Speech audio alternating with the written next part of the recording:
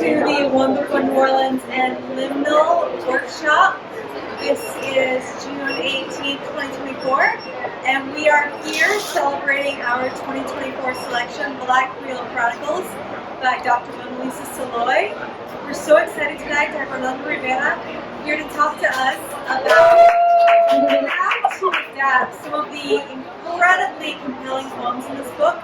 I'm actually really excited to hear how you narrowed it down into maybe some one-act plays, because adapting things from page to stage is a daunting process, and we're really excited to learn more about that from you, Fernando.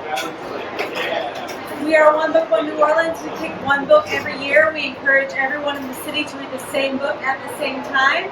And then we hold a series of events like this that bring our community together through a shared reading experience. Because by sharing reading together, we can learn so much from each other. And with that, I will turn it over to Fernando.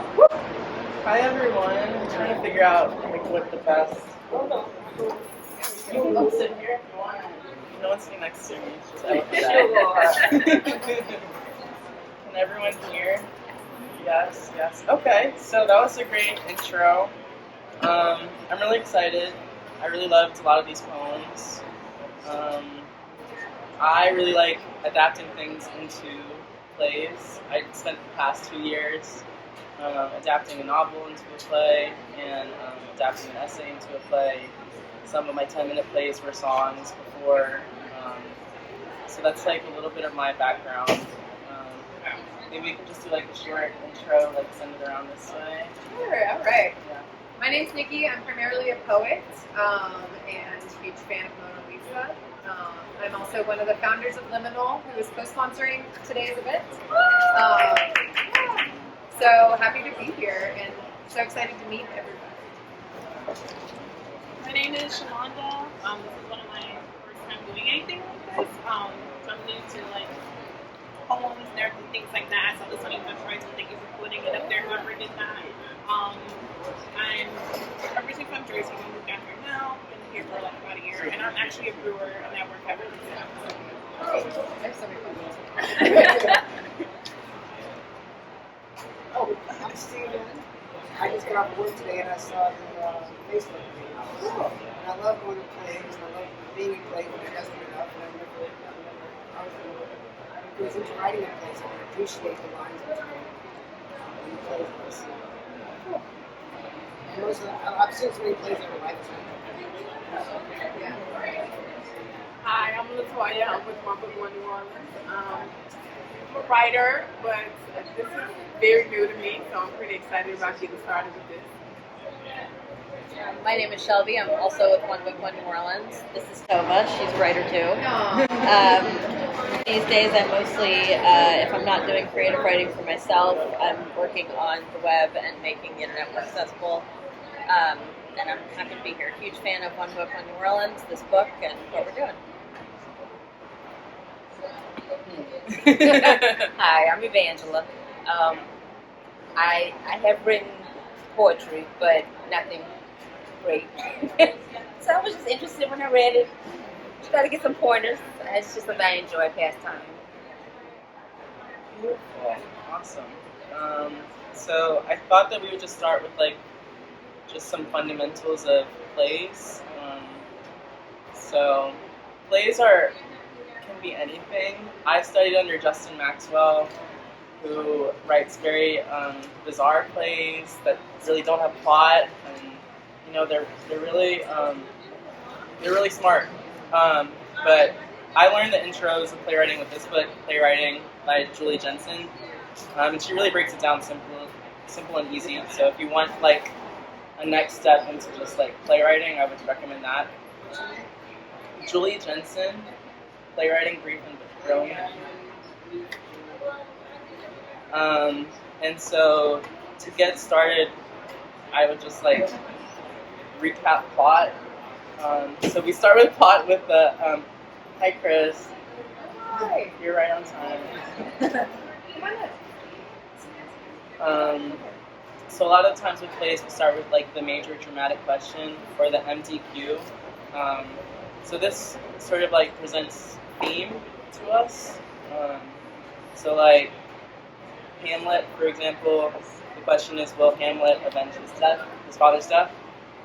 So I sort of approached these poems with what their MDQ was, and I'm an actor first. Like I studied at NOTCF, so my window into like writing was through acting, and so for that they teach like Stanislavski and conflict, which feeds into plot, and it's sort of like coming at it from a character point of view of like, what does the character want, what's in the way of what the character wants, and how they will get what they want, or what will happen if they try to get what they want. So obviously, that can be applied to anything that has characters, whether that's a song, a poem, an essay. If you put it into that structure, then you can sort of play around with it. So Julie has these character checklists, so they have to be interesting, and that just means interesting to you as the writer. It doesn't have to be interesting to everybody. What they want and need, and then she says that it helps if they are excessive in one direction, or extreme in one direction, or depleted in another direction, or deprived in another direction. And then the way to get them to be funny or tragic is to give them a blind spot or a fatal flaw. So yeah, it's just sort of, I mean, I'm always attracted to characters that are flawed from the get-go, whether that's because they have some kind of like problem with them that we as humans say is a problem, or if it's like within the context of their environment, a problem is being imposed on them. So obviously with these Black Creole Chronicles, the characters aren't necessarily flawed for any other reason than because they're Black, the world is viewing them as flawed. So that was a good point to enter a lot of these characters from. And then, so dialogue, I don't know if we'll get to like full scenes with this workshop, but I thought that we could start with some dialogue exercises.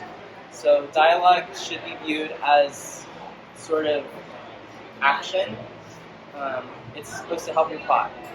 Now when you're building a character, you might just, one exercise is to interview your character, sort of just have an open conversation with them, sit down and like not have any agenda, just see what comes across.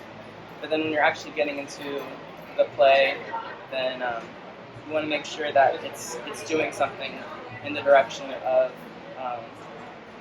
getting the character to achieve their goals. Now in a scene, it helps to have characters who are at odds with each other. So if their goals are conflicting, that makes for great conflict. And how they talk will sort of apply to all of that. And the other note that she has is that it should be tight, and you know, if it's dialogue, it means that you're listening to it, you're not reading it, so you don't have the time to just leisurely sit out by the beach and listen to and read it. You have to. It has to be kind of quick, so that you don't lose your audience. And then the last, like, sort of toolbox of playwriting tools would be subtext, which poetry is just such a perfect example of subtext because everything has a double meaning, a triple meaning. So when you're writing dialogue, it helps to like not have the characters say exactly what they mean. And that's also just like not how people talk. Not everybody has the perfect like self-awareness to be like, oh, I know exactly what I want and this is how I will achieve it. So I thought that for the first exercise we could just do like a dialogue exercise without the context of the poems. So it's literally going to be 3 lines, 2 characters, 3 lines. So character A wants something, character B wants something different, and character A responds to that. Any questions about that before we get started? And then just make it really, forget what I said about subtext, just like make it really like obvious.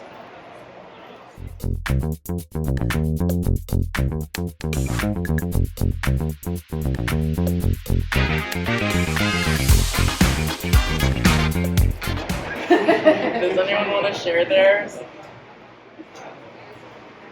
Share. Okay. Do you have to say characters or just the lines? Just say the lines. Okay. Where is all this money coming from? I do have a job, you know.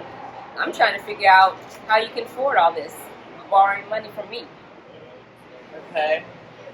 So what did the first character want? Their money back. Their money back. Okay. Did we get that? Yeah. Yeah, I realized this. And then the other character.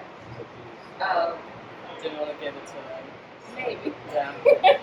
Maybe, or maybe they just, I don't know. That's okay. Anyone else want to share? Okay. I'm tired of listening to old music. Why can't we listen to something from the last 5 years? Because I want to hear music with meaning. Do you really think your generation is the only generation with meaning for music?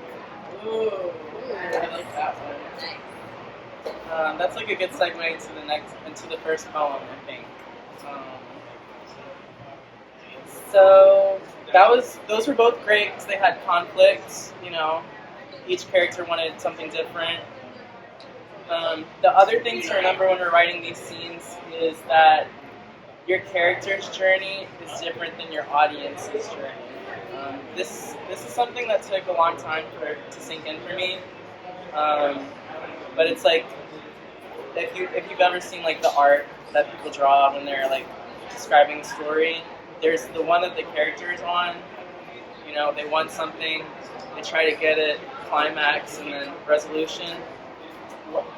On a similar parallel is the audience's journey. So it's literally what you're feeling as an audience member. So I might feel happy that my character is, you know, doing well. Or I might laugh at them if comedy's harder. But basically, what I always heard was that if you have two characters that are laughing on stage, then your audience is not laughing. So that's like sort of an example of like how there's two different things going on. So let's try that exercise again, but then push the emotion down into the subtext. So a way to do this might be to like describe it in physical ways. So like if I have a character that's like, I love you, like, okay, I love you. And then like, so a physical version of that would be like, you smell amazing or something. Or if one character asks like an emotional question, then, okay, never mind, I lost my train of thought. But, do you have any questions before we try it that way? Would you guys want to share your draft one dialogue? Thank you for asking. Yeah, go ahead. Hey, says you can't keep this to yourself. You have to tell him that he's lost everything. And he is, I know, but look at him. He's so happy. Can't we let him live in ignorant bliss for one more day? I said, no. Well, yeah, maybe a day. Okay, so you built a lot of pathos with a third character that's not speaking, which I think Mona Lisa does a lot. I noticed in her poems, it's two characters that are on sort of like the same side of the fence looking out at an action. So that's something that theater is great at too, because you know, it's like you're in a physical space with human bodies. You know, that's sort of how we experience life too. So let's try the same or you can change it up if you want, or you just try the same emotions, but push it into the subtext. Did I give a good enough example of that? Yeah, so like, I guess, okay, so my question, or maybe clarification would be, Yeah. so instead of being like, I love you, Fernando, it'd be like, I'm really grateful you showed up today, or is that too different? Or I really enjoy spending time with you, or is that still too on the surface? I think it's less on the surface. I guess maybe I could go deeper. let's try. So instead of saying "I hate you," then I would say something like let's say we're an old married couple, and you really hate going to Applebee's. Okay. Okay. So instead of saying "I hate you," and I'd be like, "I brought you Applebee's for dinner." Oh man. So it's sort of built on, you can build it on history, Okay. you can build it on just, I don't know, honestly. I had to remember how to do this exercise to teach it, but... Yeah, because it's based in the context, right? So like Which you is said, that history is kind of there. impossible to do in 3 lines, so let's just give each other a little bit of grace, because we're going to have an awesome hypotext, is what they call it, for adaptation.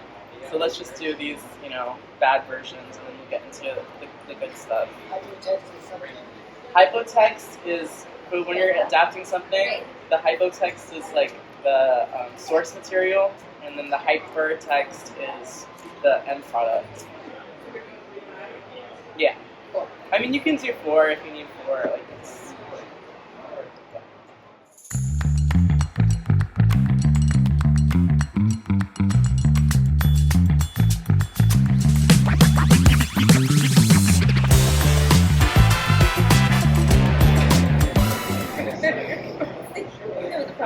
You look so scared.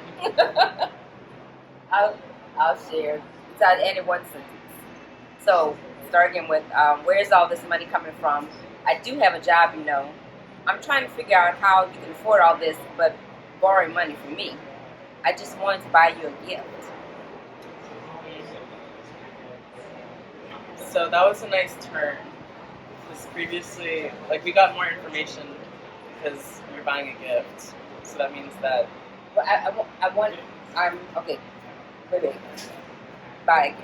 I want to give you a gift. So, I'm giving you a gift now. I may owe you money. Right. Then you get your money, but I'm trying to give you a gift. You can't even appreciate the gift that I'm giving you.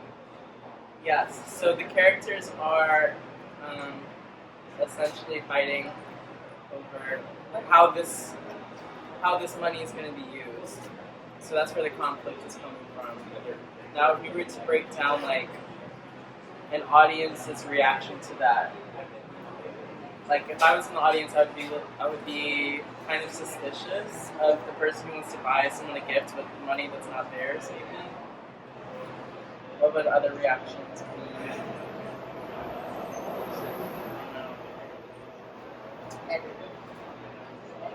Okay, but I liked it. I mean, you can kind of see how when you're writing dialogue, you're not just it's not just 2 characters talking to each other, they're actually doing things with that dialogue. Whether that's trying to get you on their side.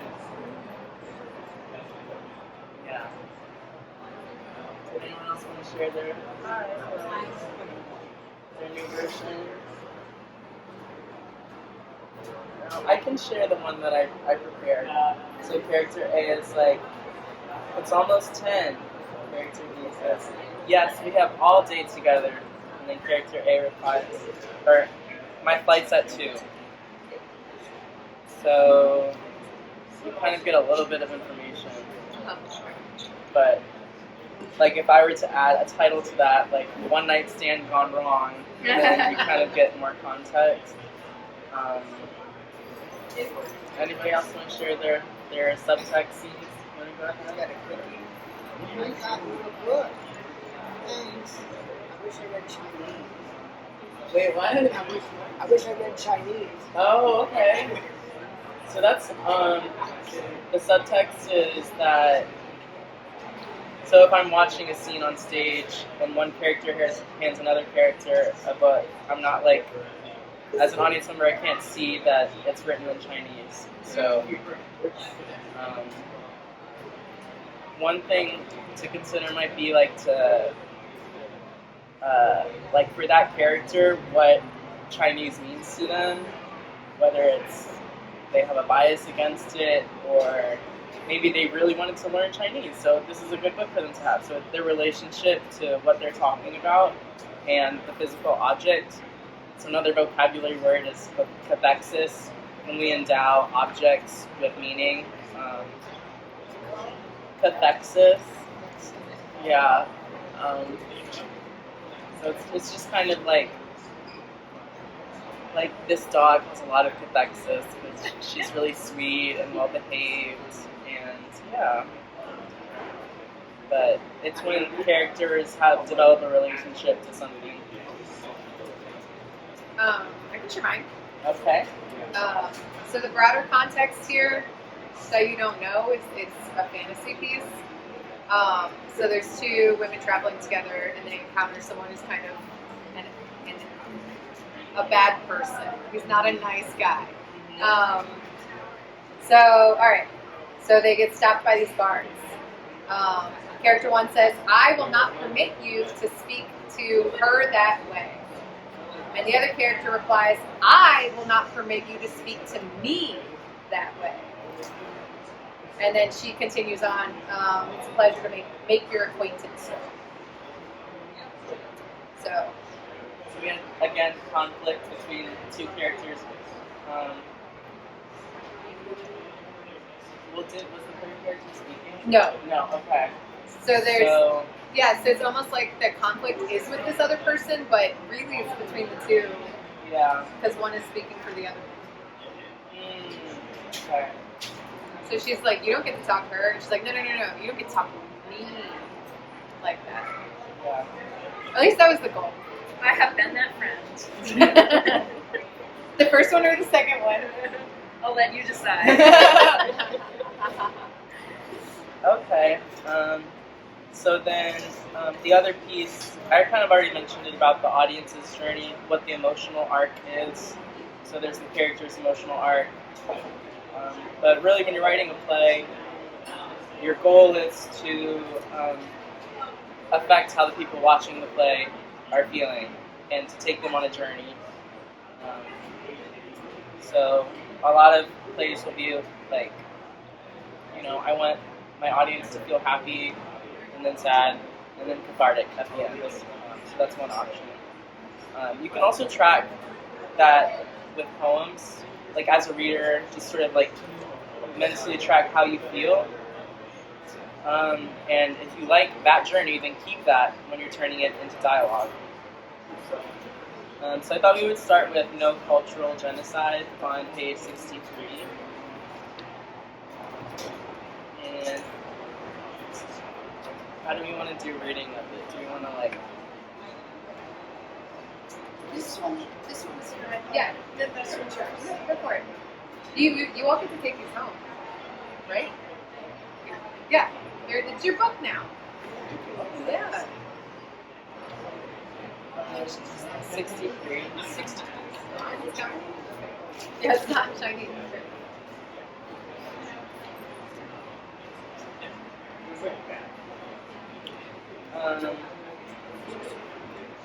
So I can start and then send it. Cool. No cultural genocide. Do not disown the blues. Do not ignore the soul of sweet sounds, echoing kingdoms of Akan, Ashanti, Hausa, Igbo, Yoruba, stolen for centuries, echoes and chants, moans, screams, from field hollers into work songs at every American port. More blacks sold in New Orleans than any city in America. Enslaved Negroes had Sundays off, afternoons off in Congo Square for dancing, drumming, savoring kalas. Talk about a good feeling gone bad, huh? Blues all the live long day. Does anyone know how that's supposed to be read? Presumably Mona Lisa's singing this, right? Like, tote that barge, lift that bale, snap those elegant and worn fingers at things done by just wailing wildly denims and aprons, warm leaves, snow manicure, and everything else weird, blues wail tunes.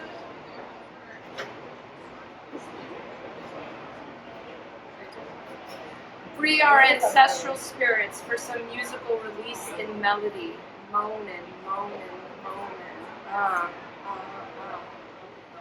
Real smooth or ragged like, an aching hand and heart.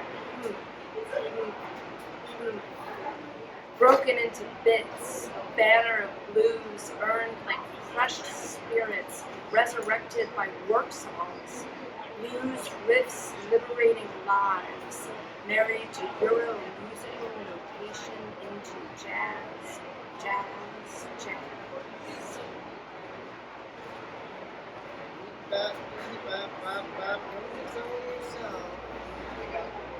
All right, that was great.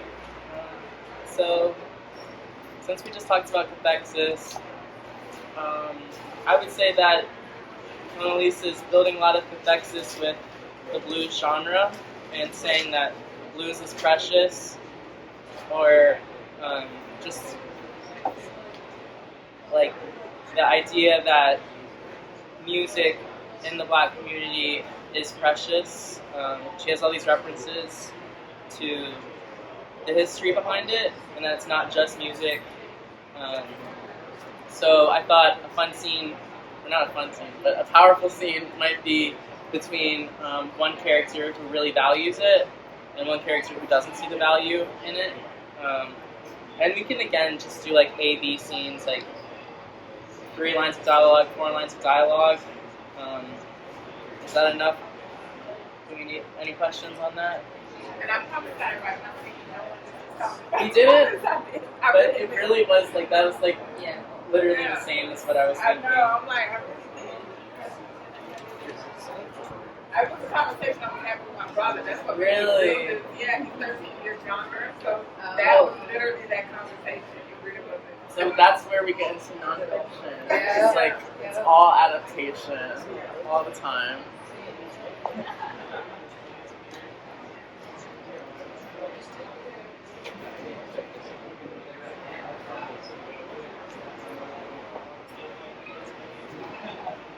Oh, and the other piece of this is feel free to use as much of the actual lines that you can, although you don't have to. But yeah, I tried to pick ones where there were characters who were speaking.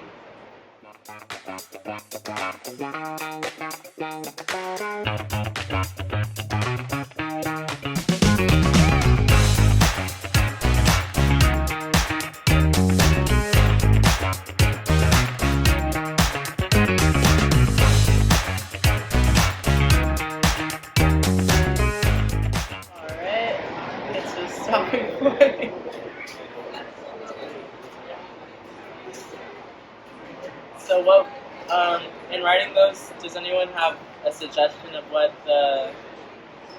their major dramatic question is for their scene? The major dramatic question, so sort of like what the central theme is.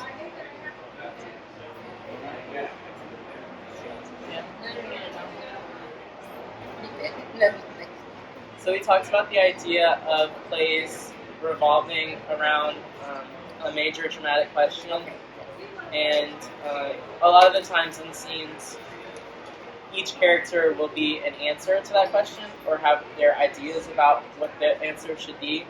So if we went into this adaptation thinking about the major dramatic question, why are the blues important? Now you could modify that to be more specific or a different question that you want to address. And then one character would sort of have their argument and another character would have theirs. Does anyone want to share their little dialogue? We don't have to, we can just move to the next one. I'll share mine. Okay. Since you already like wrote it without even... I know, but I went a totally different direction with this one. So the backstory on this is these are 2 black males talking to each other. So the character A says, "Come on, man, blues came from us in our struggles." Who is we? I'm living a good life in New Orleans. I'm not struggling at all. More character A, more blacks are sold in New Orleans than any city in America. You should know that. Do not disown the blues. Do not ignore the soul of sweet sounds by distancing yourself from us. So some of this was actually pulled from the Yes, I think the way you pulled that in was really effortless. Like, if I heard that on stage, then I wouldn't like clock that as being part of a poem, even though it sounds poetic. Yeah. It doesn't sound like unnatural to how that character would speak. Anyone else want to share before we go to the next one? Two white guys? Okay. Let's get those. Read it. We want to hear it. You guys, they're listening to the Congo Square, 1800s. 1800s Congo Squares, I said it. Okay. One guy's like, "This is great, I love Sunday. Listen to that powerful music." The other guy's like, "Great. Ain't nothing great about losing a day's work out here and hard-earned slave." Well, don't be such a good fool. Anybody that, these guys, if anybody deserves a day off, it's them. Anybody gets a day off, gets some rest, does better work, so it's better for you. So that's, I feel like another way adaptation can be powerful is when we adapt history, because obviously we know history is recorded by the people in power, so sometimes that isn't always like sometimes that loses its integrity as time goes on, and power structures change. So I think like imagining characters with the knowledge that we do have and the knowledge of today, then that can be really not only like educational but also just fun to explore. And I think like Marcus Gardley has a play, The House That Will Not Stand, that imagines a family in the 1800s in New Orleans, a Creole family, and the idea of passage, so sort of like the system of engagements, but it's like an adaptation of a Lorca play, so it's like there's all these layers.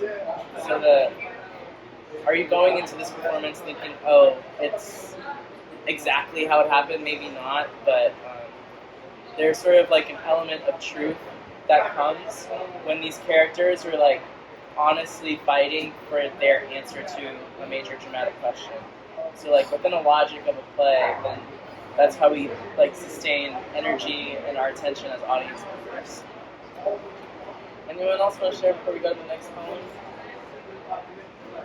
No? Okay. So I thought we'd do Mrs. Bywater, my second grade teacher, which is on 70. Yep.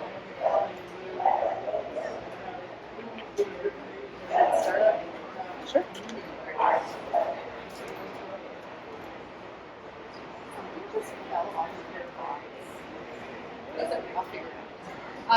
Mrs. Bywater's home, a single shotgun, a few blocks away on Law Street, across from what used to be Eddie's Creole Cafe, where Daddy could afford to treat us all to dinner out together, ordering anything we wanted. A cup of good gumbo with a shrimp or oyster po' boy, bread pudding for dessert, laced with brandy butter sauce. At a Tiffany Catholic school, Mrs. B was one of the few teachers, not a blessed secular nun, who then dressed in full black habit. A few mean and racist Mrs. Bywater checked their uniforms, reinforced the pride we must take in our little selves even at 6 or 7. Mrs. Bywater swung around her desk in starched white canvas skirts, some slim and shapely like hair, some flared, flaming wildly. Her hair pointed like a chocolate Greta Young or rolling elegant. Speak up, slowly. Let me hear your story. In her class, we were somebody. Already learning that young ladies carry themselves with care, help each other with book bags or lunch, or being lookout in the bathrooms with no doors, of cement building blocks for walls, gray and dark, where toilets choked, so we were monsters. Mrs. B had our brothers escort us to play tetherball or walk home, laughing but ready for homework and reading Repticon.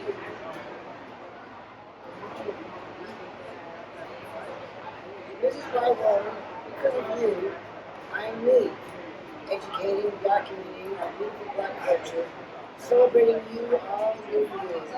Then at 94, 95, 96, we are ready. Now going forward. Yeah. So I picked this one because it has a lot of characters, and I like characters. I think like what the idea that if you are writing a character that is interesting to you, you can get a lot of writing done because it will just be interesting to you. So the other thing this poem does really well is sets up an environment that's sort of contained. So Epiphany Catholic School, that could be the setting of a play. And then the idea of Mrs. B as someone who is out of the ordinary. So there's a reference to the nuns, not a Blessed Sacrament nun. So she's basically saying like, there's all these nuns and they're kind of really mean, and Mrs. B is the exception. So if you were setting up a scene, you could set up Mrs. B as sort of the hero of somebody who's being mistreated, maybe by these nuns, or I sort of imagined what the other teachers, like I said, I'm really attracted to flawed characters, so I kind of wanted to hear what the nun had to say in the scene. So I thought, maybe she has a point, discipline is effective. But, what you gravitate towards, what you gravitate towards. So we can do, again, a couple lines of dialogue just for this scene. And so we establish Mrs. B as a character, the other teachers as a character, the speaker of this poem is a character, whether it's her as a little child or as an adult, reflecting. We establish Epiphany Catholic School as a setting. And then, like I said before, feel free to take any of the dialogue that's in here. So to speak up slowly, let me hear your story. That's italicized, so maybe we should pay attention to that. But yeah, it's the combination of what you liked as the reader of that poem and what you want your audience to feel as a listener of your scene. We can take a couple minutes to do that with this poem.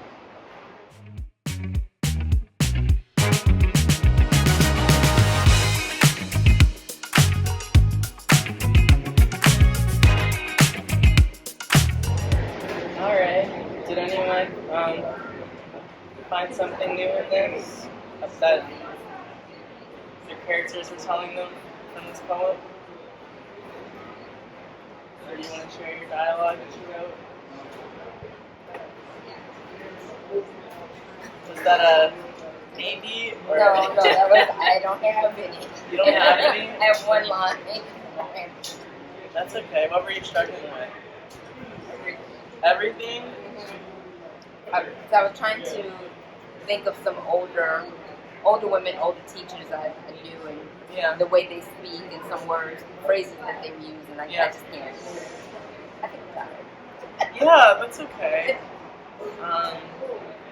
Yeah, I mean,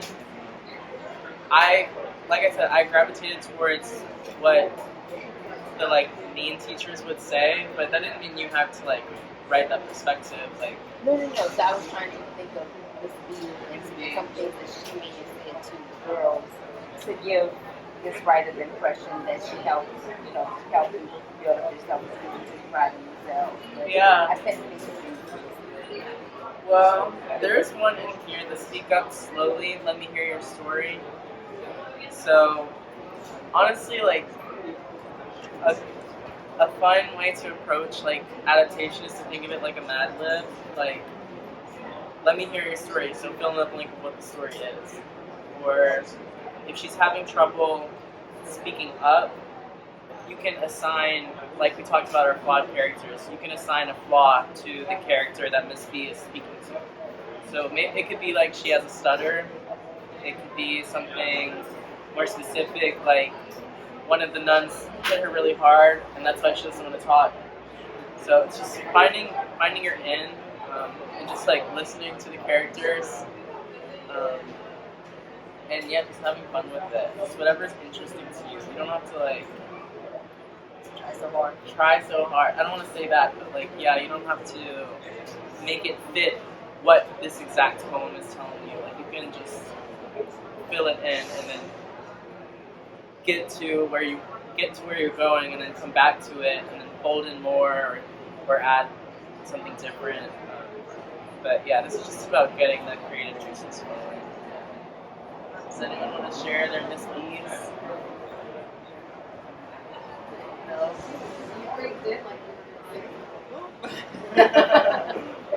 Okay, well we can. You want to go ahead? Yeah. Two little boys in the classroom. Class is about to be over. Race you to the bathroom. Not me. I'm not getting in trouble.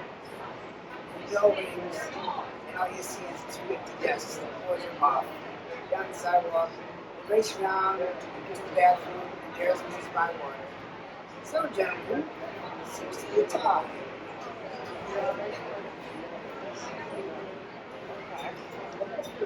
On that note, let's take a bathroom break.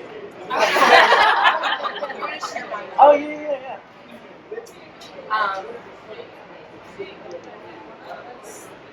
Sound of a heart rate machine, and a nurse walks in. The nurse says, "She's resting now. You can come on." The woman enters. "Can she hear me?" The nurse shrugs. "Maybe." The woman says, "Mrs. B, can you hear me? Mrs. B, it's me. It's Mona. Mrs. B, I brought you something. It's a book. It's my book. I did it, Mrs. B. This is my story." Oh, I told my story. Oh, that's beautiful. So we got Mrs. B sort of when she was younger, and now at the end. And then again, that's like why I love adaptations, because the act of writing it is so similar to how we experience reality. So I was even thinking of like the example of the Andre Caillou Center, like how it used to be a different performing arts center, and then before that it was like a Catholic school that my dad like apparently went to. So it's just like sort of like it's been like physical spaces. You can sort of even apply adaptation to them. Because like when you think about it, like we're in a structure. It's the same thing as like when you're writing a structure and then applying a story to that. But yeah, I love both of those. But I'm gonna take a 5-minute break. If that's okay, we'll off and then y'all can see. Okay. So I thought we'd do babysitting while black. That's on That's on 171. Alright.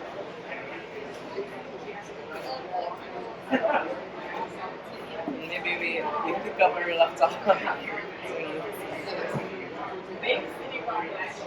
Funny feeling called out. 170. From my lady alarm, a black man with 2 kids in a car with police call Aaron. Pull his car over, there's kids out of the car. Concerned why? Barbecue Betty. Paul. Now knows he made the call. White kid. He wants to be black after all.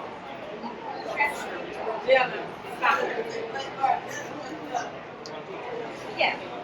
Impossible to be a good guy, just a babysitter. Some sinister escapade instead imagined where kids kidnapped, no escape. Why America?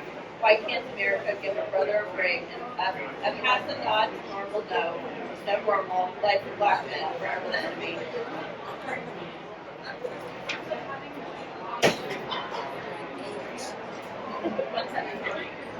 Forever the other. This time a black cat, bad guy, automatic scare score, no reason, only bad mind fear, fake concern, a hold back to power over black people, white is right, black is. So that's such another fun thing about these poems is that she kind of leaves it up to you to decide where it's going to go. So when you're writing this scene, first let's identify our characters. We've got Barbecue Betty, Pool Patrol Paul, we've got the babysitter, we've got two little kids. I guess they're, I don't know why, but when I read it, I imagined that they were two little white kids. It says that? Oh, okay. So that's sort of what the argument is over. The major dramatic question is, should this man be with these children? And your two characters might be arguing over that. Let's do 5 minutes on that.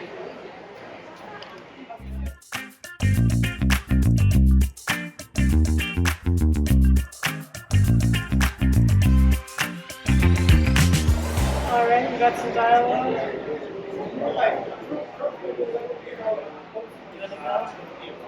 Are you okay, sweetheart? No. What's wrong? He's mean. I want my mommy. Okay, he's mean. I want my mommy. So what did we... So we learned that the child, I assume it's a child, does not want to be in this situation. So... Or maybe right then they didn't get their way. They didn't get their way, and let's say that their way was to be with mommy. Like, let's say that they really do want to be with their mom. So, to achieve this goal, this character is blaming the other adults in the situation, sort of saying like, he's mean, and they're also whining. So those are two things that this character is doing to get what they want. So if I were to build a play around that scene, I would make it harder and harder for this child to get their way. And to build it around a major dramatic question, I would, if the question is, should this child be in this person's care? I think, we want the answer to be yes to that. We want it to be yes. So we would find a way for that character to learn that message. So that was a really great beginning. You could get going with that. A comedy. Of the child, just being a child throwing a tantrum, but the extreme of the circumstances that it could cause, but make it funny. Yeah. So if it were a comedy, you're still doing all the same things, but the irony is exactly what you said, that the child is blowing away out of proportion. So a fun way to do that on a stage would be to have maybe an actor who's over 40 playing this child. So it's it's sort of oh, you can kind of see how ridiculous it is. And that's another fun thing that theater can do. It's again, if you're adapting a poem into a play, if you think about casting, you can cast someone who you know, or someone who you think would bring out the qualities of the character really well. Anyone else want to share their dialogue before we go to the next one? Should we do the last one? I didn't get very far with it, but I'll share my concept. Share your concept, yeah. My concept was that so often racism is unspoken. Yeah. Right? We don't say it out loud. And so to have one of the kids in the back seat in the way that kids do, just be honest and not understand what's going on and demand explanations and like, you know, in the way that other people in the scene are all kind of like playing a game and not sort of like pushing and pulling, you know, to try to, you know, whatever. Yeah. But then there you've just got like this one, like the littlest mushroom in Fantasia, just like. Yeah, I mean, I like how y'all both centered the child in this narrative. I was having trouble with that, so I set it up with like 2 third parties, like just arguing, like, oh, I'm gonna call the cops if he's not, if their real parent isn't here in 5 minutes. And it's like, don't do that. You know, you see them picking them up after school every day, like. So, but I like how y'all both like actually put the child in the middle of things. Like that's. Just asking questions, naming what they saw, trying to understand what the audience and the other characters maybe see is happening, but he's saying the quiet part out loud or like asking about it. Yeah, I was going to share mine. It's quick, but I went from the perspective of like a conversation between the police and the black man. So it starts out with the police. I know what you're thinking. Being black is, and the man interrupts and says, not while the police were called, right? And the police say, right. And then they stare at each other, and then the black man just says, right. Like, it's a lot of unspoken. Yeah. You know? Yeah. But I went from the perspective of at the end of the story continuing on. A common theme seems to be like what goes unsaid. And that's really hard because what you have to fill it in. Like you have to, like she gives you the idea that things go without saying, racism goes without saying.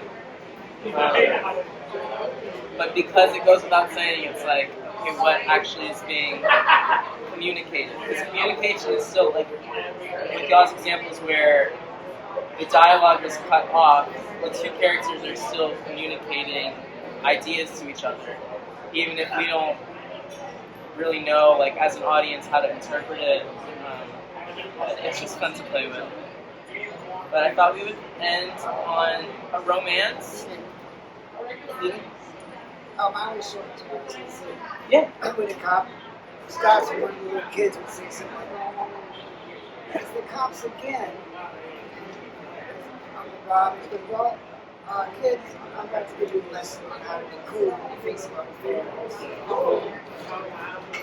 And then that sets you up for a great scene. It's fun how he does that. And all of the challenges that come up from that. Setting up the idea of something being habitual is really great when you're writing plays, because it's called like folding in your exposition. And yet you're setting up that this has happened before, but it doesn't sound like you're being like, so this is what you need to know before we go into the scene. It's just sort of tied into what the characters want, which is really great. So I thought we would end on on L.A. Jones' brother, what page is it?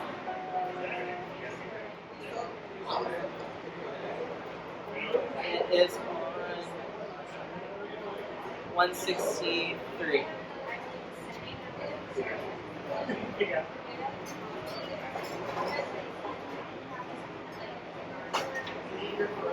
$163.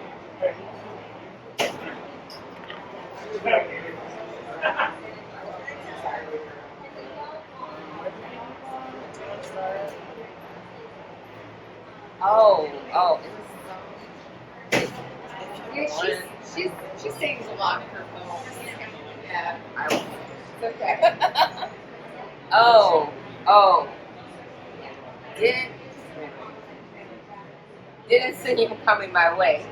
Once distracted by suits and alphabet soup behind a name. There he was standing straight, looking at me. All my heart hurt. All my hurt hope. My hope strained, dampened by the cracked epidemic, an invasion of poison to trust history. Invasion of course into trust, history, culture, family, stripping humanity from too many young and old.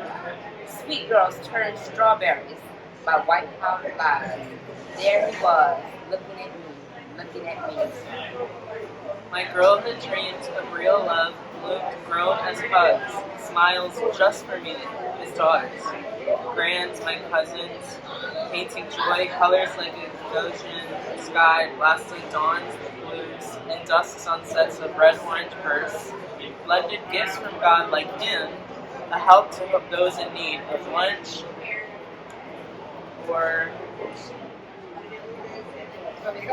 A blue song, old or new. Woo, woo. Jay, what? Crescent City soldier painting, cultural crayon, portraits, black families together, New Creole St. Louis Cathedral, band with black Indian suits of beads weaving red, black, green feathers, suits telling great black stories, streets survived by wild men, black police, big police, queen mothers, all black neighborhood warriors.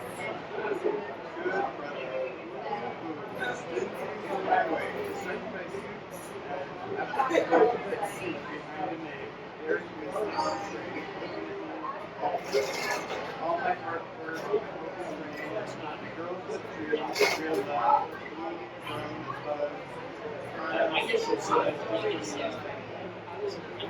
Even when his flying eyes saw new turf, former loves, or whoever, he still cut my grass monthly until the West Mountains, in his butt somewhere between the 6 and 7.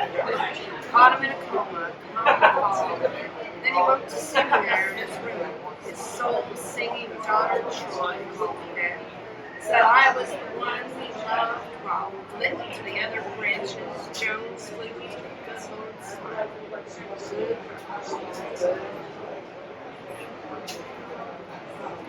Alright, so I think this one sets up first scene really well because it's a character expressing their love for another character, and love stories are everywhere, all around us. We always watch them in rom-coms, and this poem gives us a lot of ideas for setting and how that can be a constraint to love. The obstacles of these two characters coming together are big, exploitative things like a drug epidemic, or just and then there's all these beautiful parts like Bouquet, St. Louis Cathedral. So it's sort of you can go. The emotional journey is big, scary things, and then beautiful, specific things. And so two characters navigating their experience of one another within the context of the world around them. That's just a lot of creativity. But let's see if we can do 2 lines, a 2-line love story with one character and then another to wrap up. Chris, you want to share yours? You didn't get anywhere. Alright, so we're at 2-line love. You, woman, you were my songbird. You, man, you were my friend. Okay. So that's a great example of using the poetic. Anyone else? I'll share mine. So I latched on to caught him into a coma. So A says, you're up, and B says, I had a dream about you.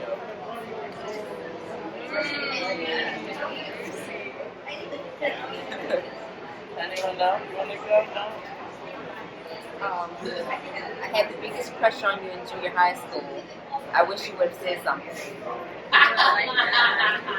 So that implies the history of what's it Both called? of them kind of unrequited. That feels like a true story for everybody on the planet. There's someone. I need to sew the red, black, and green feathers on my suit by tomorrow. Her, give me a needle, I'll help you sew it. Aww. That is true. So what would a third line be? I have one. Put on some Yeah, but like, what's the way of saying you really, really like me without saying you really, really like me? Like, you could say like, it's like, put that down. Like, we're going to the bed now. Like, you can sort of, yeah, it just builds and builds and builds.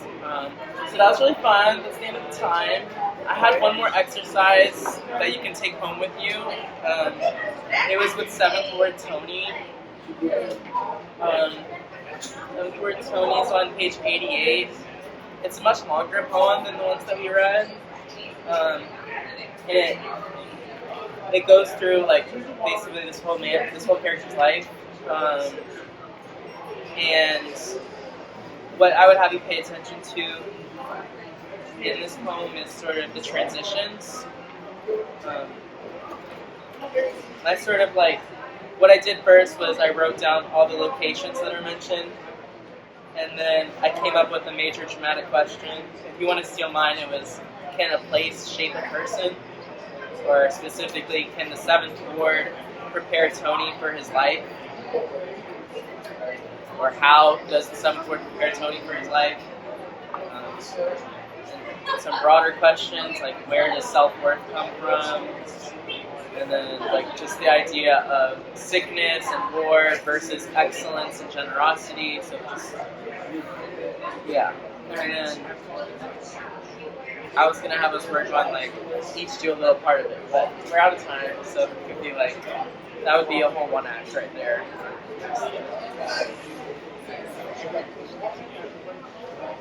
I mean, I started it on Sunday just with what I just told you, but I haven't written actual dialogue yet. But I thought it would be fun to, since all of the poems that we did were set in one place, whereas this one it's like a character going through like an actual journey. But yeah, no, it literally, we don't have to read it all, but it starts with him at school, and then he goes into the Marines in Vietnam, and then he's like back home, so it's like sort of a full circle thing. I really like full circle things, but yeah. Any closing thoughts before we depart? I guess I'll just say, like, because you opened with a broader conversation on adaptation, and we encounter adaptation all the time, but people don't often teach how to do that, right? Like, we have stories and poems and movies inspired by art and vice versa, and it's like, you know, comic books become TV shows or become movies, or movies are now becoming video games. Like, things are constantly influencing each other. So I just appreciate One Book, One New Orleans for coming up with this idea. Latoya! Give it up for Latoya! Because it's so needed, and it's never actually taught how to do it. It just, I don't know, it's just like assumed that we all know how to make the transition. So thank you, Fernando, for teaching this. This is incredible. I learned way more than y'all. This is great.